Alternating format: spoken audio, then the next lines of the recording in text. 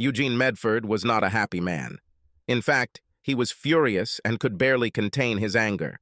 He paced furiously around the room, rereading the private investigator's report he had just received. Luckily, his 2 teenage daughters were not home that Thursday evening. His wife, his only source of joy, was presumably at her usual bachelorette party.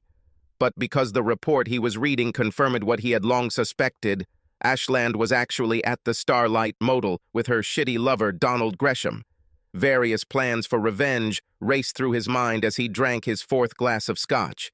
He was feeling the effects, but he wasn't drunk yet, at least not so drunk that he couldn't kill both of those idiots with his bare hands.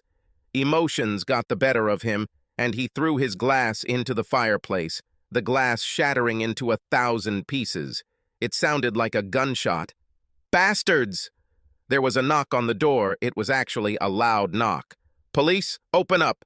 Eugene was already angry enough that he needed someone to take his anger out on, and the police would be a good target. Some traffic cop gave him a ticket this evening right around the corner from his house. He claimed that Eugene failed to stop completely. This is just what I need. He walked up, opened the front door, and was ready to tell these cops everything that was on his mind when he realized that he was looking at 3 guns pointed straight at his heart. What the hell does that mean? Oh, damn. The next thing Eugene knew, he was lying on the floor. Let me get up, you bastards. I did not do anything. When the dust settled, he sat on the couch, rubbing his sore wrists. But the officers apologized for their actions because they thought they heard a gunshot. There were 2 people there in uniform and Detective Sergeant Mitchell Springfield in his wrinkled old polyester suit, which he apparently bought at the 3-day suit store.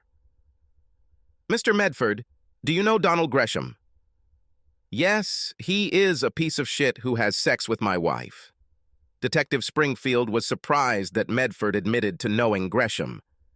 Well, Mr. Gresham was killed about an hour ago as he was leaving a motel room with your wife. It's a pity, but I thought that only the good die young. Whoever did this killed my wife too. Please tell me the answer is yes. Eugene smiled at the detective. This is no laughing matter, Mr. Medford. You are the main suspect in his murder. Where were you an hour ago? One of your idiot traffic cops wrote me a ticket on the street. Now get out of my house. Look, Mr. Medford, we're just doing our jobs. Of course, you understand that when a wife's lover is killed, the husband certainly becomes a suspect. Okay, but isn't that true for all the husbands whose wives this bastard had sex with? Well, yes. I'm sure you're right, answered the amazed Detective Springfield. Well, Detective Mitchell Springfield, your wife Victoria, living at 123 Ashland Avenue. You must be a suspect because Gresham also had sex with your wife. Eugene tossed a photograph that clearly showed Springfield's wife cheating with Gresham in the bed. The detective considered his exclusive one.